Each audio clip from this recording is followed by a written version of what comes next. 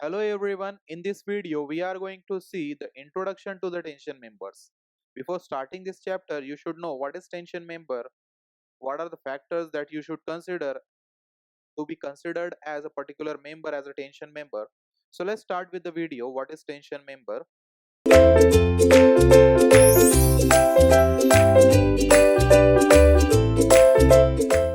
See, tension members are the structural elements that are subjected to axial tensile forces. As the name says, for example, let us assume that this is the bottom chord of a truss here. This is your truss member here, and this one is your bottom chord, and it is subjected to generally what? Tension. What is tensile forces? So, those members which are subjected to axial tensile forces means like this, away from the body, like this, which are tend to produce the which will tend to produce that what effect? They will be producing the effect in which they will increase the length of the member generally, because tensile forces, what they will do, they will increase the length of the members. Okay, so those members or those structural elements which are subjected to the axial tensile forces, those will be called as tension members. So examples of tension member in the steel structures are bracings for the building. For example, if there is a building, generally in high rise buildings, what happens? For example, this is your building like this, and it is high rise one. So what you will do, you will provide certain bracings like this. You will provide like this. Why? Because you have to increase its lateral load resisting capacity. What I'm using this term. See, lateral load resisting capacity. Now what does that mean? Lateral load resisting capacity.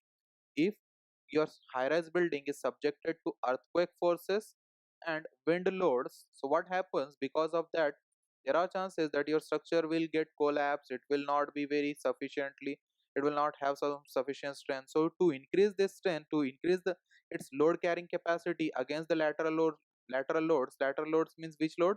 Earthquake loads and the wind loads. What you will do, you will provide these bracing systems, and they are generally of steel members. So these are best examples of the tension members. Then on bridges also you can provide that. Then the truss members, in some of the in some of the members of the trusses are also the tension which, for example, this one, the bottom member is known as tie member. Tie member is nothing but your tension member. See, in your subject, tie means your tension member, that you have to remember. Even in numericals they will tell you that design a tie member. Tie member means the tension member. Then we have wires. For example, if there is a suspension bridge like this, means there is a girder of the bridge which has to carry the loads, and there is a suspension cable here. So these suspension wires or the cables, they will also be subjected to the tension. Then cables in the suspension roof systems. So all these are the examples of tension members.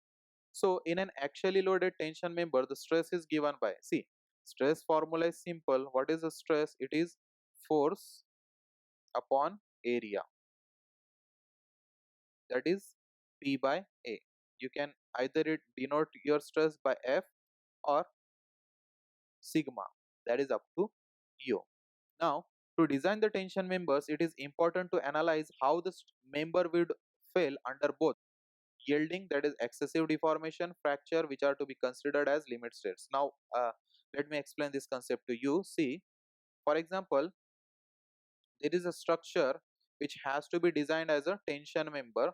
So what you will do, you will consider it, you will check it whether it is subjected to the yielding or not. Means you will check it against the yielding. Now what is yielding?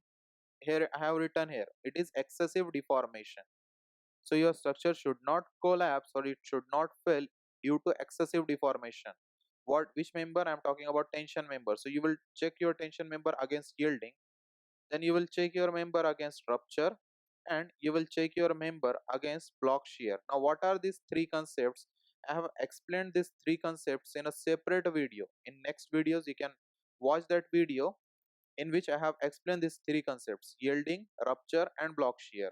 So you will check that structure and you will take whatever is the strength, means it should be capable of resisting all these three, your tension member.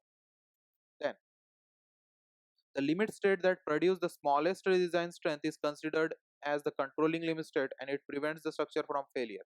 See, this concept I am telling you again and again. For example, the yielding strength, first, which strength I told you, it is yielding strength. For example, yielding strength is 50 kilonewton. Then rupture strength, for example, it is 45 kilonewton. And block shear strength of that member is, let us assume that it is 55 kilonewton. So which strength you will be considering? See, always consider the minimum one. Why? Because if your structure is subjected to rupture, yielding and block shear, what are the chances that your structure will fail against? First it will fail against rupture because its strength is only 45. If it is subjected to 46, your structure will fail because it will not carry that much load. So you should design always your structure for the minimum one. So that is what it says. Your whatever is the smallest design strength, that is considered as your limit state. And what is limit state, that I have explained to you in the first chapter. A tension member is designed as a structural member subjected to the tensile force in a direction parallel to the longitudinal axis, as I told you. See, for example, this is your member and this is your longitudinal axis, means along the length. Okay, this is your steel section, any steel section, assume it, whether it is I or any section. I'm just showing you the sectional view.